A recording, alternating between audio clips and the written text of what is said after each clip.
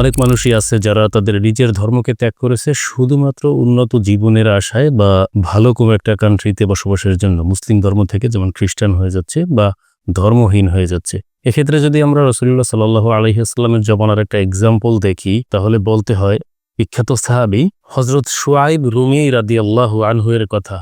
তিনি যখন মক্কা থেকে মদিনার দিকে হিজরতের উদ্দেশ্যে রওনা করেছিলেন, তখন পথিমধ্যে কাফেররা তাকে পুরোপুরি ঘিরে ধরে এবং তাকে বলে, তুমি মক্কাতে এসেছিলে গরিব হয়ে, তুমি এখানে ব্যবসা বাণিজ্য করে ধনী হয়েছ, এখন এই সম্পদ নিয়ে কিছুতেই তোমাকে আমরা মদিনার দিকে যেতে দেব না। তিনি তখন কাফেরদেরকে উদ্দেশ্য করে বললেন, আচ্ছা ঠিক আছে, আমি যদি আমার সমস্ত সম্পদ তোমাদেরকে দিয়ে দেই, এর বিনিময়ে তোমরা আমাকে দ্বীন নিয়ে বা আমার ধর্ম নিয়ে মদিনার দিকে যেতে দিবে?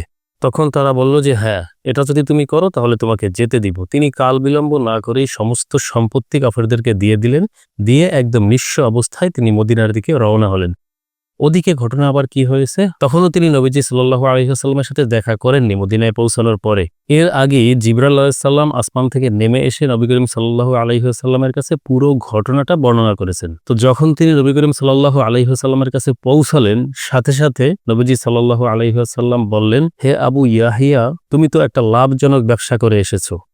আবু ইয়াহিয়া বলতে শুআয়ব রাদিয়াল্লাহু আনহুকে বলা হয়েছে, কারণ তার ছেলের নাম ছিল ইয়াহিয়া। মক্কায় তখন ওই প্রচলনটা ছিল, আমাদের এখানে যেমন অমুকের বাবা অমুক, অমুকের বাবা অমুক এরকম বলে ডাকে। মক্কায় তখন এই প্রচলনটা আসলে ছিল। তাহলে দেখুন, দুনিয়ার সম্পদ যা ছিল, যা তিনি অর্জন করেছেন এত কষ্ট করে, তার নিজস্ব সম্পদ, সেগুলো তিনি দিয়ে দিয়েছেন কাফেরদেরকে শুধুমাত্র ধর্মকে ভালোবেসে, রাসূলুল্লাহ সাল্লাল্লাহু আলাইহি ওয়াসাল্লামকে ভালোবেসে। এটা আমাদের জন্য একটা চমৎকার শিক্ষণীয় এক্সাম্পল হতে পারে।